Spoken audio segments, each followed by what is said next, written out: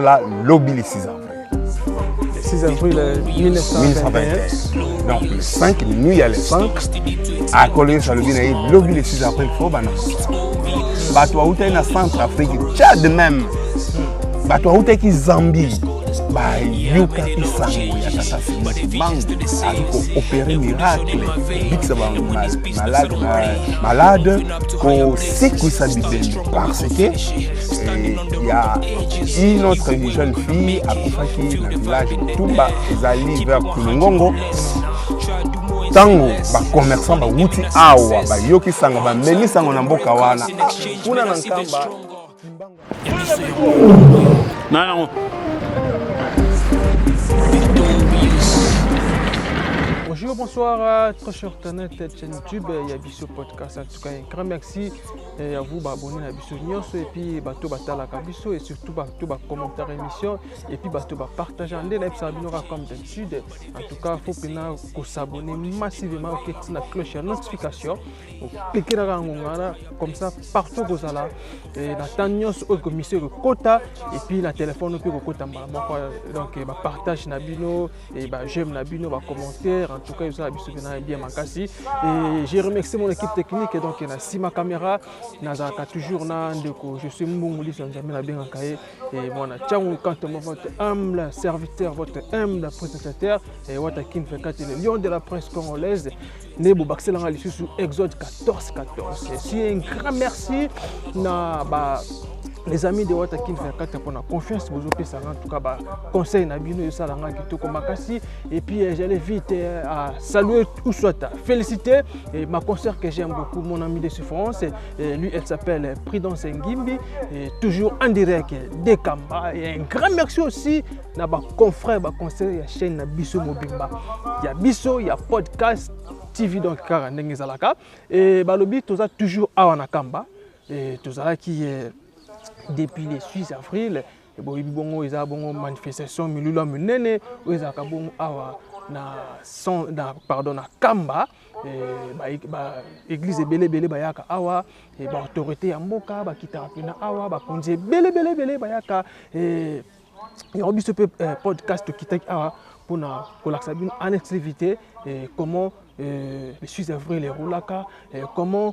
l'église n'a pas roulaka car ndenge zalaka qui samedi dimanche et puis lelo ezabongo le 8 avril 2024 et mokona bango ya Saint-Saint donc première lundi ya mois avril des années lelo babi et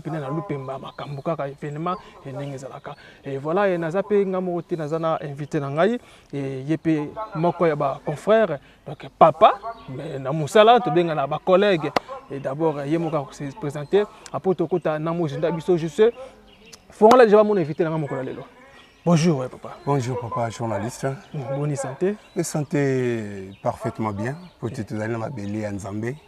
Et pas y avoir Nzambe à Vandi et pas y avoir biso banso ba congolais et liki na biso zali awa na Nkamba Nouvelle-Jérusalem na lingala tolobaka Nkamba Yerusalem ya sika. Yerusalem ya sika. OK, merci beaucoup on se présenter. Oui, comme on a papa Fabien Lumingo Ngimbi.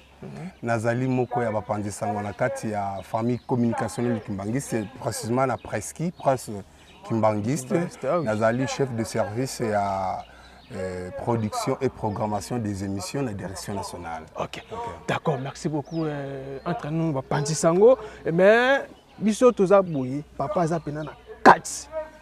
Papa za pena na kati et tobeta pena lisolo mingi ya église kimbangiste. D'abord, le 6 avril, au décortiquer, au expliquant normalement, merci beaucoup. Merci naba chers internautes. Na opportunité au bope sibiso pote toko kolobela papa Simon Kimbangu pe lingomba na ye. Mission ya papa Simon Kimbangu nini ayelaki pe asalaki nini. Omingi bakomi tout na kambwana pe lelo tozomona moi désinformation ezali ba déviationniste bakomi koluka ko bungisa likamba tata Simon Kimbangu. Jokande histoire ya tata Simon Kimbangu e bandi awa na Nkamba. Si à l'histoire il y a la préhistoire. Donc avant et après Donc, préhistoire, oh, il précédent qui Likambo. Donc, Tata Simon Kimbangu a botami awa na Nkamba. Nkamba est bon, bengamaka Mbanzambola. Mbanzambola, sur cette colline, ils ont acquis un village, un petit village de 8 maisonnettes. 8 maisonnettes. Papa Simon Kimbangu a botami, Poto Kende Mwalombango. A botami, et kasi, nakokola na ye, azwaki mission. Mission azwaki yango na nkolo Yesu, Jésus-Christ de Nazareth. Nde asengi na ye, Kimbangu ngonga ekoki obanda musala na yo. C'était en 1921. Mais avant cela, Papa Simon Kimbangu tango azali kozwa appel à Seigneur Jésus-Christ, asalaki te akima mission yango. Pona lourdeur, charge wana ya mona ki akokoka kosala yango te. Po alati nzoto. Alati nzoto, nzoto oyo moko ekimaka ba choc. Amona ki poids ya musala lobite fona kima. Atiki mboka Nkamba. Village natal na ye, ake na mboka Kinshasa oyo bengamaka Léopoldville. Na temps colonial, kuna akei kosala na société moko HCB. Huilerie Congo-Belge. Comment il connaît en tant que pointeur. Donc, il y a qui ça à pointeur. Mais 3 mois, il y a prestation à y a tiré que salaire. A vu salaire té, Nzokande ezaki nkolo nde azaki compliqué pour être azonga na isika o asengeli ko bandela musala. Abundana ki baninga bazalaki Kimbangu bazaki na balbi Kimbangu c'est cause un problème na famille et sengeli ozonga. Ba sali cotisation ba pesi mbongo pour être azonga alingaki akozonga te aye na Kasangulu akomi kosomba kwanga akende teka na Kinshasa.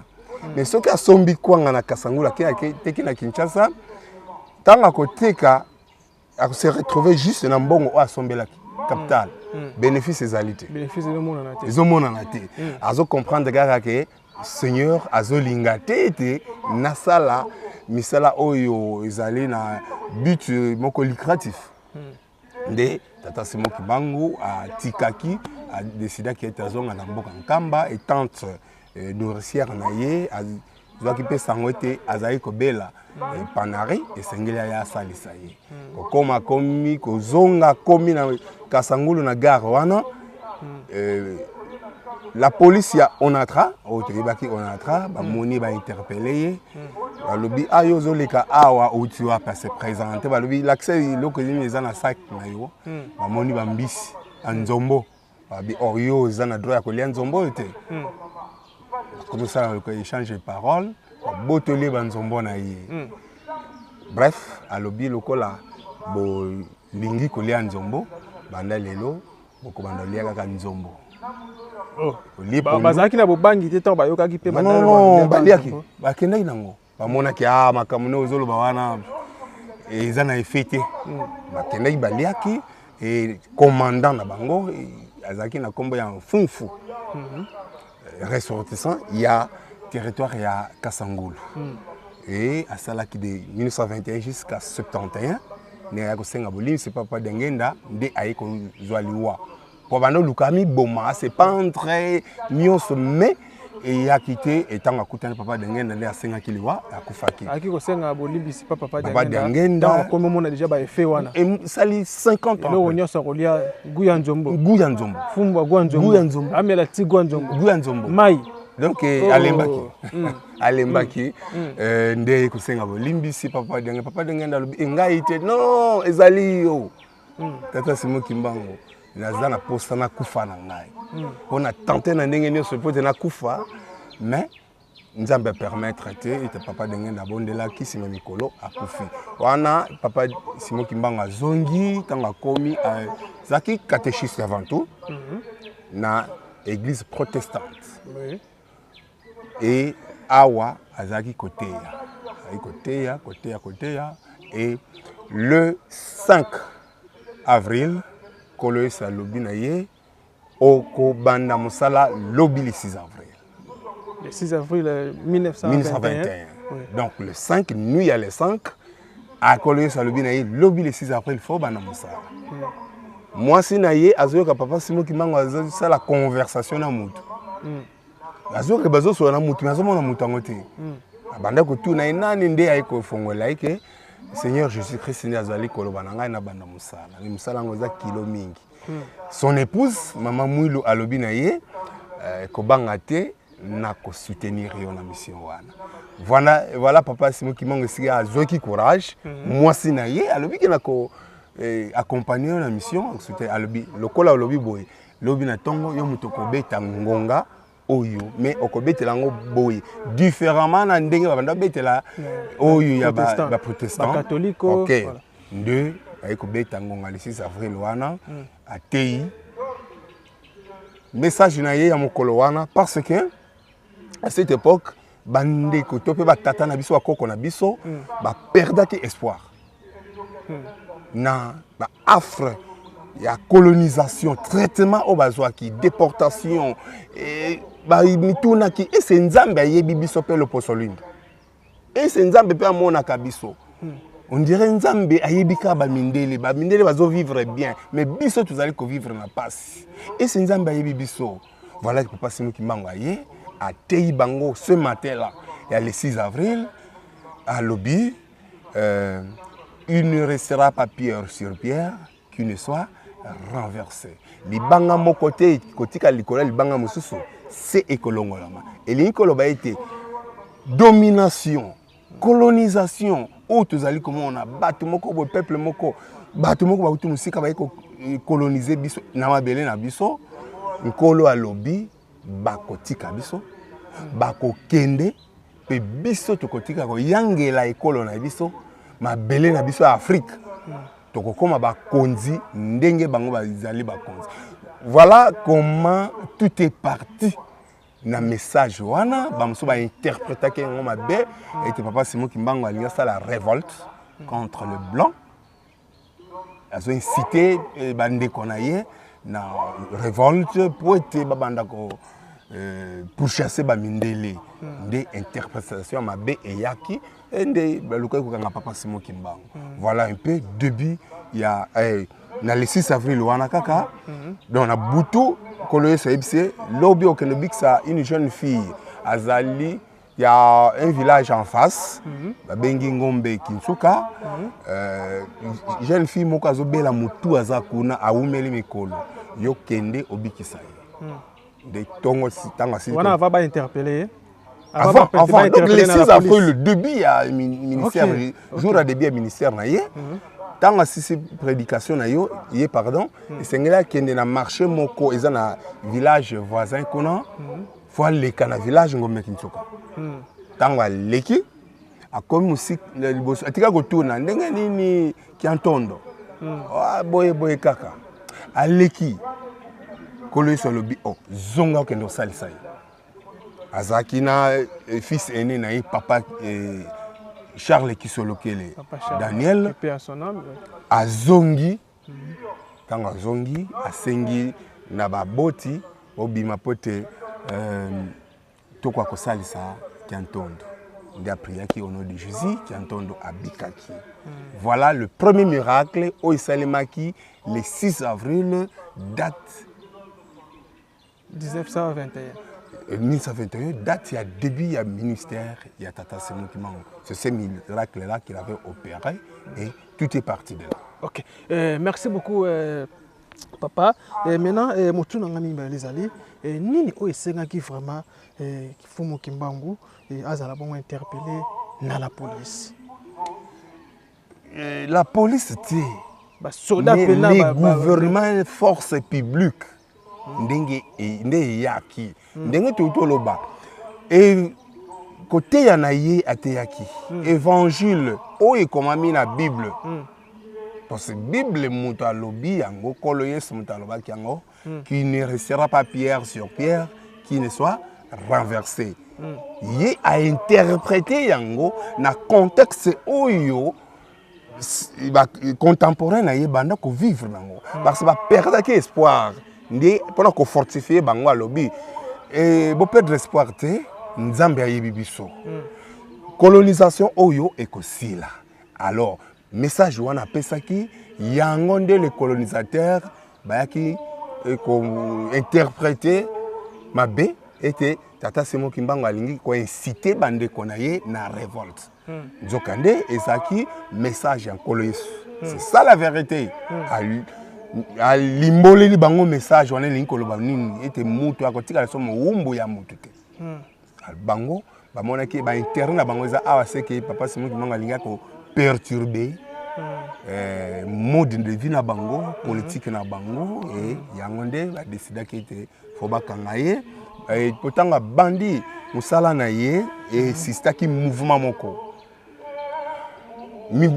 migratoire zana bato utaki na ngambo ya à l'époque ezaki Congo français donc le Congo Brazzaville aujourd'hui bato utaki na Angola bato utaki na reste des provinces ya RDC bato utaki na Centrafrique Tchad même bato utaki Zambie ba yoka ki sango ya Tata Simon Kimbangu azuko opérer miracle ko biksa ba malade ko sekwisa bibembe parce que il y a une autre jeune fille à Koufaki na village Tumba ezali vers Kulungongo tango ba commerçant ba wuti awa ba yoki sanga ba memi sango na mboka wana kuna na nkamba Kimbangu abandi ko sala miracle nde ba boti mwana ba bité mwana na biso akokufa te to perdre te to mema ekuna na ilikia na foi akosekwa 3 jours durant ya marche nzoto ya moi sone banda koma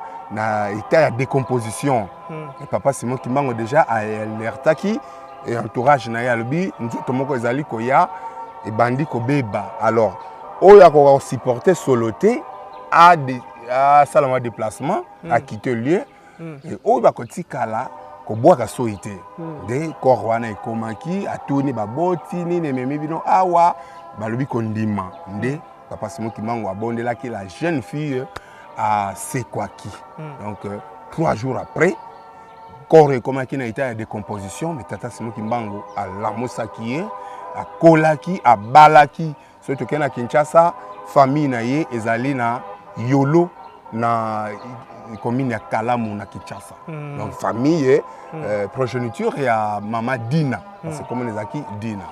Alors tango sango ikei batu les malades au bazaki na ba hôpitaux ba tikaki ba li ya ba hôpitaux ba o bazaki ko sala na ba société na ba compagnie ba tikaki misala na bango et ba yaki en masse na nkamba et mouvement wana nde l'état bangaki biseke abe nde ba yaki ko liguer les commerçants les religieux et les gouvernements basangani po ete bakanga Tata Simon bakanga papa Simon Kimbangu voilà raison au bango bazwaki po ete bakanga Tata Simon Kimbangu mais la raison valable c'était pour étouffer son œuvre. OK, merci papa. Tango Fumu Kimbangu amonaki déjà ndenge abanda déjà kosala ba miracle wana na maboko ya ba soldat banda okanga yo. Bakangi tango susu awa akene kombima kuna. Po ani nte amitikaka. Donc c'est que la mission na ye oyo Nzambe atindaka ye pour akoksa 30 ans wana après akokende. Premièrement tozali ba africain. La tradition africaine et l'appellation ils ont la signification. Quand on dit un fumu, tel plus les chefs de terre. Et bien ce te bengi papa Simon Kimbangu. Hein? Ils allaient moi parenthèse te fermer wana lisusu. Mutuna na yo bazaki ko kangaye ba place belé mais pourquoi amitika ki bakangaye bien comment? Non, pour na nini tant ba na kangaye. Ko exemple bakangi etam susu na njil. Alongwe na njil ake etam su masina tam su gombe. Pour la nini te akoki ko sa peta 4 miracles après bimi na ye. Ezaki déjà projet na ye akokisa 30 parce que ça 30 ans après akenda ka donc c'est ça. Il faudrait commencer par poser la question qui est papa Simon Kimbangu. C'est de découvrir la nature na ye. Pourquoi asala kibiloko wana. Papa Simon Kimbangu azali mutu ya mokili ote. Nde tomoni Jésus-Christ lobi Jésus-Christ aza mutu ya mokili ote. ayaki na mission na ye. Yesu ayaki na mission était mutu azaki na pardon te. Pardon mutu so na Ancien Testament tomoni mutu soki asali mabe faut immoler un agneau mwana ngombe ya mafuta lisumu bande kozala pardonner te mais babande kozipa lisumu. Mais le pardon est tango Jésus-Christ a akufi na croix. Aye ko fongola biso nzela ya pardon. C'est pourquoi lelo biso ba chrétien to koma okena la confession. Tango reconnaître te na sali mabe, fona kende pa nganga nzambe na confesser, nganga nzambe asenga na tata nzambe relation ezonga entre ngana nzambe na ngai. Donc nature ya Jésus to mona ngobongo et tata Simo Kimbangu pe ayena mission na ye. Kolo sutanga zo kenda lobi sur 100 brebis, 99 ekoti. Mais brebis moko etika libanda. Nalinga ki ko loba na bino mingi mais pourquoi ko retenir nyonso te. Nazo kende pa tata na sengela bino mosungi mosusu o akoya akoyebisa bino mingi oyo akosala mingi pe akoyebisa mingi oyo akoyebisa bino ekozala ye moko teme akozwango pa na ngai kolo Yesu. Donc tata Simo Kimbangu azali moto oyo kolo Yesu akenda ko senga pa tata pote aya brebis oyo itikala qui perdu c'est bien nous la race noire. OK? La race noire c'est bien nous neto to beta li solo aw bande ko na biso batata na biso wana babanda okanisa ite nzambe yebi bango te. Donc se sentir abandonné, oublié. Mais tata Simo Kimbangu aye a redonné bango espoir. Alobi na yé de yango ba bengo bengi mvuluzi ba to so benga ka mvuluzi na contexte na compréhension ba ndeko wana ba mutu mvuluzi nko ba mobikisi ayeko bikisa biso na passion tozali. Comme azali être moko céleste azana pouvoir wana tata Simo Kimbangu avec ses 7 figures. OK? Il n'est pas de ce monde. Un Dieu, par sa divinité, pour te découvrir que Mouto est dans la divinité, ils ont une attribution autoyebi. Hein? L'omniprésence, l'omnipotence et l'omniscience. Et tata Simo Kimbangu a salé la kiango. Pendant que l'accès à Zali, na katia Trinité, na bonzambe, donc, ce qui vous moniez au même moment, à mon na boma. Au même moment, à mon na Kisangani, au même moment, à Zana Lubumbashi, Bakangi, 5 Kimbangu na moment moko. Na mokolo moko. OK. Donc, bako kangaye et tant que le tient ici comme on a cellule moko tant que côté la lobby abimi ta Simo Kimbangu moko abimi ka tata Simo Kimbangu moko. Donc pendant qu'on démontrer dimension spirituelle na ye divinité na ye parce que ngai mutu boye naza na pouvoir wana te ke ndenge naza na nkamba awa na Kinshasa ba comme na ngai sans pouvoir voir. Oui, que les sorciers le font aussi. Et donc, Satan le imite Nzambe. Mais à aucun Nzambe. Il y a un sala qui est limité. Tata Simo Kimbangu, tout le monde présence, on peut l'accès à Zali, Dieu, le Saint-Esprit. Bakangi, bazom memaye na est, bazom memaye na masuwa. À sokolaté enchaîné bakangi bachane mais na kata masuwa asengi bango permettre ngana sokolaté ba moni ba chaîne fongwami akiti na masuwa ake likolo mai ya telemi likolo mai na likolo libanga te likolo mai azui loboko na ye akiti si na kata mai abimisi boy savant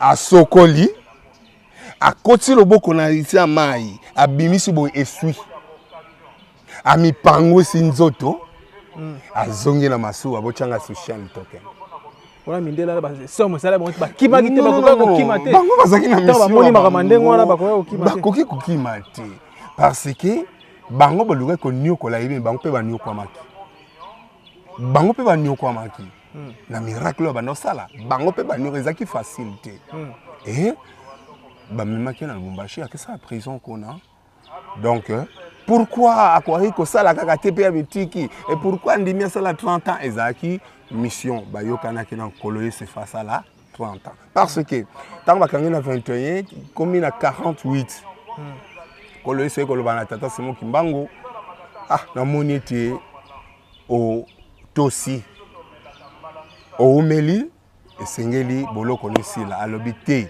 toyokana qu'il faut ça là 30 ans en 1948 or nous sommes liés na ba makamo mingi na kati na mokili parce en 1948 ils a année au Israël les autres indépendance zatina alors 3 ans après na 51 tata Simon Kimbangu akokisi 30 ans na ye et alaki bato nyonso bazalaki wana ete na kotika bino na kozonga esika na mais alobaki na kozonga parce que alakaki ete na kobotama lisusu le 12 octobre ok na mois de mars alobi yango na mois de juillet alobi yango et na mois d'octobre abotami lisusu donc atiki abotami peut-être wana tuna soki ko yato ko expliquer yango voilà la question na yo pourquoi mitika kité parce que ba yo kana ibongo na koleso était face à la 30 ans à nyoko ma pona peuple oyo pour te biso comme libre. OK, merci beaucoup papa toko tasuko mingi sur na mosindo ya église Kimbanguiste. Maintenant lelo bene belé surtout lelo tema ba te belé lekela bango surtout ba chrétien lekela ba bina makasi ko benga papa Simon Kimbangu aza nzambe yende mutu ba yende takela oui ba parents no baza ka banani ba chrétien koto catholique to papa abotio papa wa boti ngai un protestant maman na ngai né catholique converti kimbanguiste nga na botami kimbanguiste ce qui te bandi to beta histoire papa donc ko botami kimbanguiste to bandi makama to ko ma petit lobby donc koto na ko za pina moi passé ngai na ko to ko na boyete to ko na boyete selon maman na ngai bisangai tant à concevoir ngai a comment que zo appel la place botamaki il y avait une diaconesse a zozoa message kende na ndako diaconesse wana tant que pas maman diaconesse wana ma diaconesse wana tout na ye Suzanne oyi ko sala nini awa abina soka mongongo moko ezo lo banana ya awa alobi na ye soki oyaki awa te soki yote moi naza na kate soki moi naza na kate bino mibale boko sala te donc il y a ngai ndengwana et maman na sengaki chaque jour faut yaka azwa prière pour être ma communauté ce que ndengwana donc moi je vous dirais que je suis un miracle ko bota mananga ko kola nanga un miracle mais ba msutang batala ngai ba ndimakate OK mais to moni monene tata Simon Kimbangu ya so de l'éto de servir je vous dis en âme et conscience du fond de mon cœur papa Simon Kimbangu nzambe molimo santo oyo nkolo na biso Yesu Kristo alaka ete akoya azala na biso mosungi na biso maito zalango posa ya koyebisa biso oyeleka e bombama mpe oyo ekoya liboso toyebi belé oyo ba secret ba bombela biso pe azali ko révéler biso makambo susu oyo ekoya mikolo ekoya mais ce qui a yebisi biso ete toloba tolobi so alobi to bomba to bombi voilà. OK, merci menga na yebi pe ba Kimbanguiste belé ba kenda la bango ba ndesi ba kenda bango ba protestant et puis na ba catholique bana mikete mo pe ba mikolo déjà ko déjà na église Kimbanguiste et puis atiki ne pe Kimbanguiste ki no te nzamba zala kaka moko oza na likolo mon appel atiki na église Kimbanguiste qui est na catholique et tout ça. C'est un problème d'enseignement. Un problème d'enseignement. Ba memela la biso Bible. Ba eza ba o ba croyaka na Dieu tout simplement. Dieu le créateur. Ce que le bango Jésus-Christ va lobi non. Jésus-Christ n'existe pas. Parce que lobi Jésus-Christ est un prophète. Quand soyez bien même na mboka o ya botami Jésus-Christ tilelo ba croyaka était Jésus-Christ azali. Belé bika belé ba yebite mais belé toyebi que non Jésus-Christ mo na nzambe. Non. ebele ebele Jésus-Christ Congo mwana nzambe ebele na Congo mais soki pe ba arabe ebele baza na ba arabe pe ba yebite que Jésus-Christ aza mwana nzambe soki pe bandeko na biso ba musulman ba koyebi soki Jésus-Christ c'est un prophète Jésus batanga ka ibongo ba musulman baza ebele plus que les chrétiens. Les musulmans sont beaucoup plus nombreux que les chrétiens. Dans ce cas, qui est belé. Mais tout le monde na Congo, tout le monde contre Afrique centrale, le christianisme est vendu mingi, mais tout le monde est belé. Mais dans la tradition, Jésus est bien. Dans la religion, Jésus c'est un prophète. Mais que Jésus azali, le kolanga na yebi, Jésus est Dieu, Fils de Dieu, Seigneur et Sauveur. Je l'ai dit, na yebi yango. Mais monsieur Jésus est tout simplement fils de Dieu, il n'est pas Dieu. Moni l'église de Jésus-Christ sur la terre par son envoyé spécial, Papa Simon Kimba. Ce que vous avez dans la Bible, Jésus a promettre n'accueillez pas tata pour sengi la bino. N'est-ce pas? Mosungi ou akane ko senga. C'est Papa Simon Kimba. Nde atindeli biso, n'est-ce pas?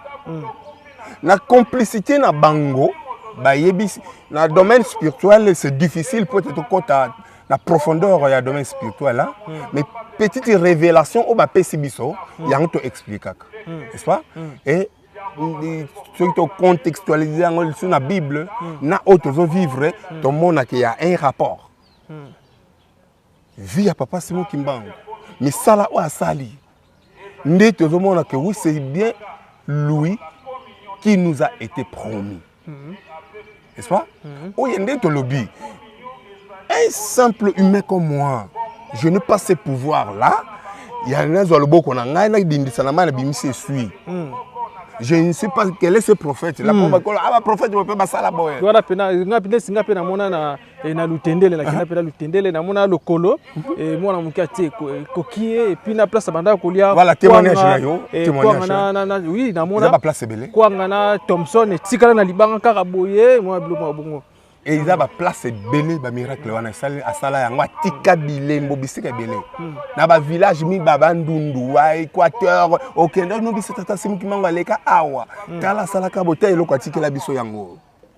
Aleka awa loba na biso na mboka na biso likambo atikela biso lipamboli évidemment ba mboka muso basala mabe atikela ba mpela kila mabe mboka muso pe ko asengi bino mai bobo pese bino bo pese mai mona na source na bino kauki mboka muso asengi bino eloko akolia bo pese eloko akolia bo pese ya lia nguba mona kaka nguba na mboka na bino ebotaka mingi Oma deso botaka mingi eza likabo atikele bino. Na libota na bino peut-être stérilité ezalaki tango boye mono nde bozaka na mwana te bo kabeli le kwa kolia on a pe bozui mwana ba témoignage za mingi. Donc bonzambe na ye dimension na ye ya divinité na ye nde azaki kota atambola mokili. Il est le précurseur des indépendances africaines. 42 États d'Afrique à Tambolaki avant de l'indépendance à Kende à Koutana à Solo comme président. Un simple pêcheur. Moi je suis un militaire. Et moi je suis un abbé. Comme président, on a eu Kanga Yango. Salabo puis Komaki. Président. Le premier président na baïta na bangwana après l'indépendance, na accession à l'indépendance. Donc toujours le baïta Simon Kimbangu azali nzambe molimo son. Bazan en complicité na Dieu le créateur, Dieu le fils qui est Jésus-Christ, Dieu le Saint-Esprit, c'est Papa Simon Kimbangu. C'est ce que nous disons. OK.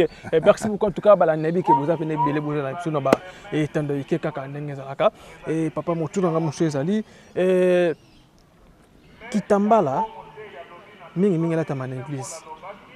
Mais bakimbangiste, alongola la sali prière alongola la oui ko la non pe eza mabete pour tambo nango kuzana ngo journée mobimba mi ko pe ko expliquer non. La lebi na biso photo za après. To za après to yebité tango nini appel la Seigneur ekoya. OK? To yebité tango ni bakoko tenter yo. En tant que moi na Nzambe recours, secours na biso ezali pas Nzambe. molimo. Biso balobi na biso ete mwana ya mwasi soki aza mutu polele akosambela te ete molimo asala kati na ye. Eza na ba oyo bazwa pe bitumbu frappe sur place tanga beleli. Abeleli kombo ya tata Simo Kimbangu. Tanga zui problème. Mondenge ba mama ba betaka abetili baku Jésus. OK? Biso pe pa ilikamuko yeliye abeleli tata Simo Kimbangu. Tango beleli ngona ye. Mais tanga ikuti oza na position ya malamu te. Eza court circuit mo boyo salema. Court circuit ko salema. Soit à yété, soit à comme il a frappé yo. Parce que au bengi na position malamu te. C'est pourquoi ata olali. D'ailleurs na tango kolala. Ba secret mingi ezali. Na tango tolalaka. Tango nzambe a utiliser ka biso. Aye a utiliser corps na yo. Pona ko kende ko sunga libota moko boy. Ndenge bandoki pe ba utiliser ka ba corps ya bato mosusu. Oto yoka ndoki ala telongi ya mutu. Parce que kuti yo oza na position malamu te. Ndoka kuti oza na position malamu lali tolo polele, ou lali soit du bolumbu, soit lali na kanda. Donc tokola la biso ba ndimi, tokola la kana kanda te. Soko lali na kanda molimo ya nzambe kozala kati na yo te. Na erona satan va ko profiter aya ko utiliser yo. Ye ndoki wana kolinga elongi ne mona na te. Akulukala te elongi moko boye. Tango kene peti ba ko mutu akeko luka koloka akomona. Mona ka musu na mona yi mutu moko o melongi na monite. Na mona ki abmoni elongi. Tango akoloba keza yo ndoki ngana zaka ndoki te. Na za ndoki te.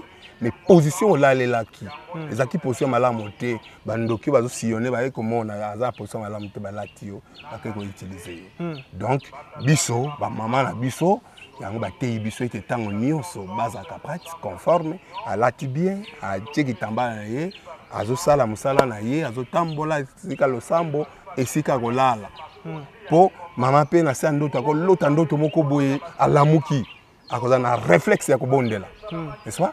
Tika na bonda me na mutu ki tambala ezate. Tango ko belela donc a transgresser molimo. Et bongo koto batata bonga marandenge nini? Wana koto ba mama koto batata bonga marandenge nini kasi? Ozo mona ngai? Mandefu na koza na mandefu te. Na koza na suki belete biso. Koza na suki belete. Tango nazali ko sokola fona sokola na kilote na ngai. N'est-ce pas? Tant on a lali, on a lala, soit en pantalon, en culotte longue et poitrine nangai et salaya kofini kama. Et tant que tu lati, tu la accoutrement moko, oyo eza descend, oyo ko déranger pe baninga mosunte. Pourtant tu dans milieu ya bato et là teli ya bato moso ko gêner et beti pe bande ko mosusu mabako. Tango beti ndeko libako asumuki a cause na yo yoza condamné. Donc nangi to beti ka bande ko mabako to beti ka pe soit to tout ça ka pe molimo ndengwana. Donc yango basenga biso to vraiment la conformité na ilatel na biso. Na Israël na biso tata kimbangisa ko bomba suke belete tata kimbangisa ko bomba mandefu belete. Non non non non. Bon kolo yo salobi ayaki akoyi ko zapena ba lox cité ay kolo wana ye la look moni mwana mukeso ka botami balesa kai kwanga mbala moko te hein bani na libela maman et bon poto ti lobby akolia fufu kwanga makemba limioko soka akoli biso toza na mission ya ko teya bande ko nyonso ningo to na mituna boyeba kite ntango na yebisio yo na conscience no kotala non c'est que eloko na sala kaza malamu te lobby soki molimo akambi yo atika natika yango tiki parce que je enseignement mais ce que je vois qui non enseignement te ko yebate voilà. OK, merci beaucoup en tout cas naibi ke vous appelez ebele na ba etando ke bozo na biso kana ka ndenge ezalaka et tout moi déjà vers la fin de cette notre émission papa motuna nanga ya ya suka ko bo ya suka te parce que to ko zonga to kutana to banda ko sola donc sikoyo kozala na bona lokoto lingala kozala makolongulu nde tomona ape na ba église eza na ba cité et même ape na nouvelle Jérusalem tout tambola ngape na to message ndeko je suis soki ko zwa biso na makolongulu kozala donc pieni vraiment depuis toya toujours tambola kanyo pesa biso moi significatif nango kozala malamu mingi surtout mingi na bayo balolanda biso ambra faisait elembo ya komi quitter ça Bible elobi na biso likolo eza evandelo ya Nzambe mabele ezali pose pied na ye n'est-ce pas epemelo na ye avant de makolo tant to ye sika Nzambe azali biso pe foto sa nini tomikiti ça symboliquement to sala kango ndengwana et ezote ya biso liso de mikumba na biso nyonso sa nini tokitisa yango donc biso nyonso tokomi na même pied d'égalité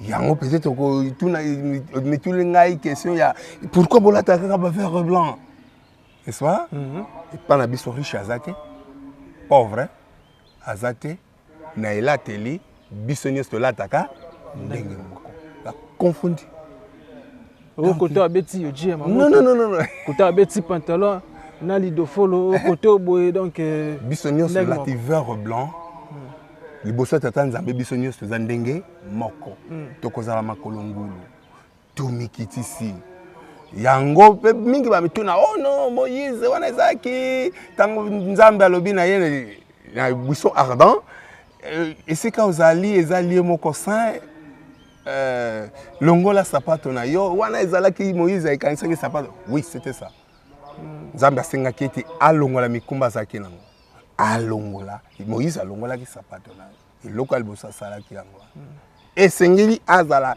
po towuti na mabele tokozonga na mabele faut tozalaka en contact na mabele et d'ailleurs eza ba chercheur pe ba médecin mosusu ba ezali ko recommander que chaque jour il faut qu'on lukaka oniata mabele c'est très temps hein et scientifiquement balobi na biso bongo et spirituellement pourquoi pas o ba yebi biso spirituellement que mabele nde azan kolona biso faut tozaka en contact na mabele donc ya liboso tant toyaka na ndako Nzambe toyaka liboso ya Nzambe signe wana tosalaka zaka signe ya humilité tomikitisi liboso ya tata Nzambe et biso nyonso tokoti wana toza na même pied d'égalité. Voilà. Ok, merci beaucoup en tout cas, Sali Pena Malamu Mingi.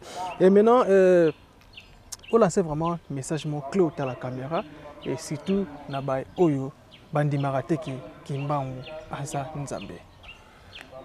Merci Ndeko Langai Mopanzi Sango. Le nom encore c'est Ndeko Wata.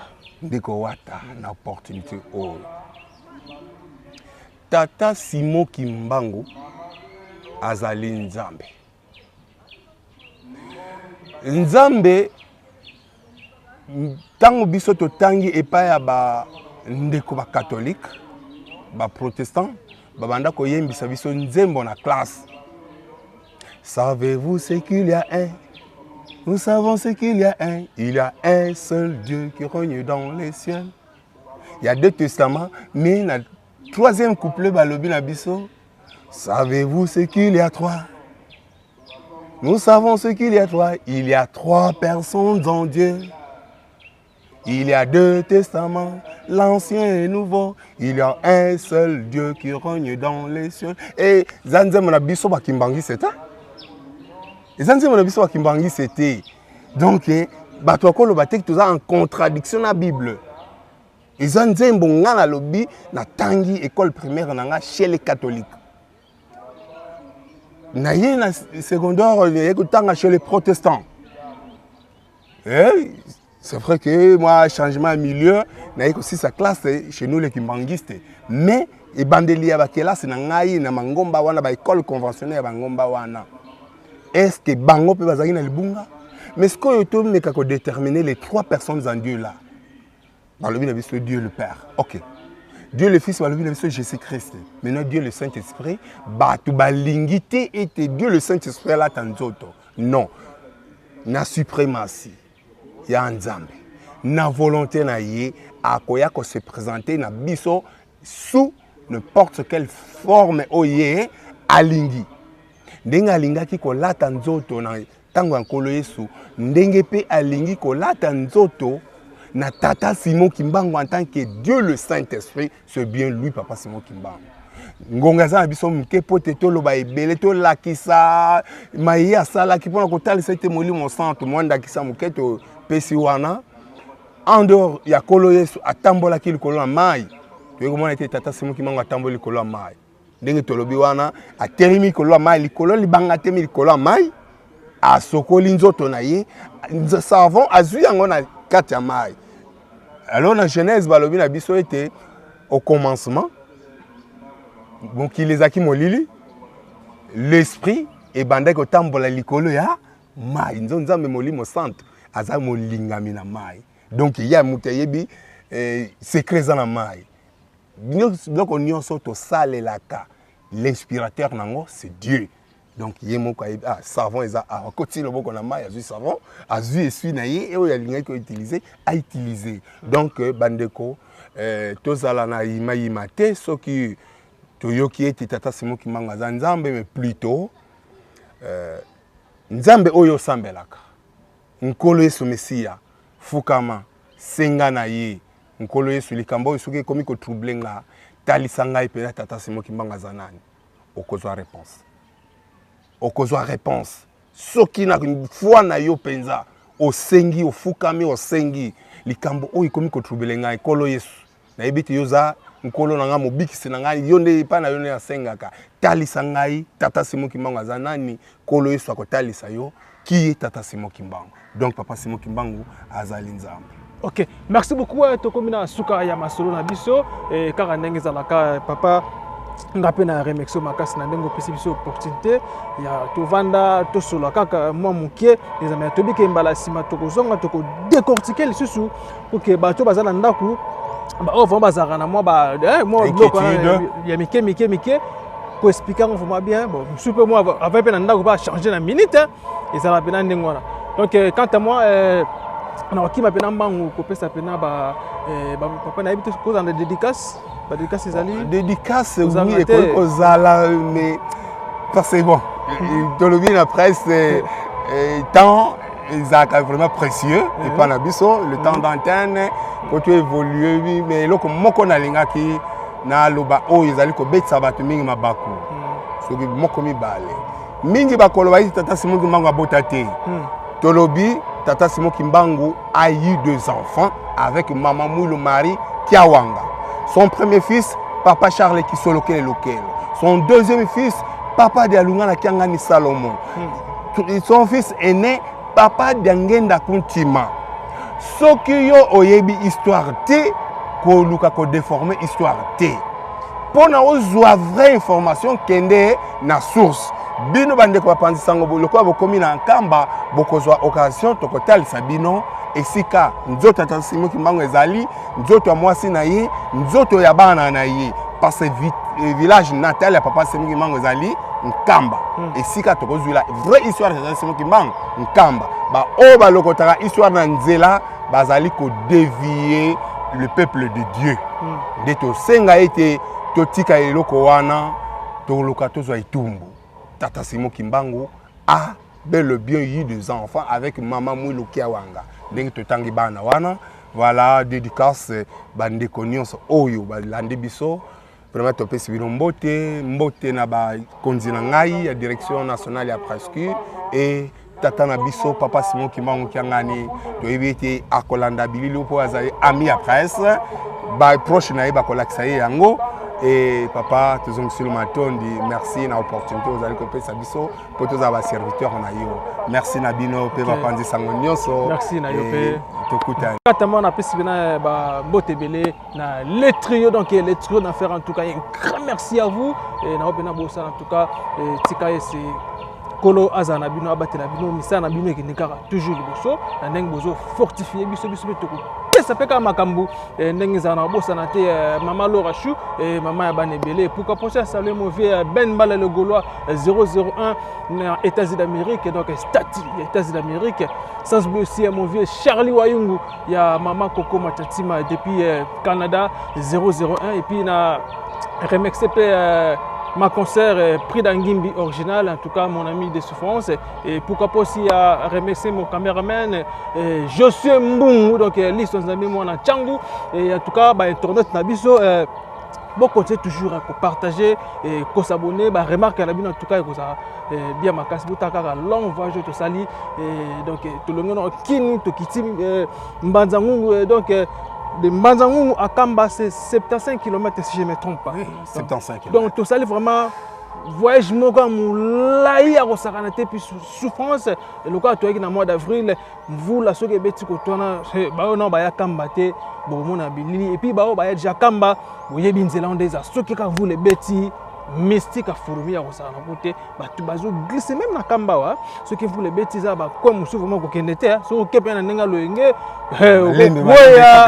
Mais eza isika lipamboli ezali bon sika oyo nde papa oyo ba sika oyo lipamboli ezali yaka ngo facilement te il faut moi ba bilo moi mike donc comment kuna ozo vraiment makambuka ndenge ba bike biso surtout si mission de service na okende pena na kota na maya Kamba na laver na okende vraiment na kutana na père na okende vraiment na mon appel mausolée, hein? Mausolée, c'est quoi? Kilongo. Kilongo. Kilongo. Kilongo. On appelle Kilongo. Babi kuna ba kota na loingete. So za makamuna yo. Mitikela ngo déjà libana. Retour dans na ki. Meka ko tout ngane lambati. Soko tutinga 100 mètres. Merci.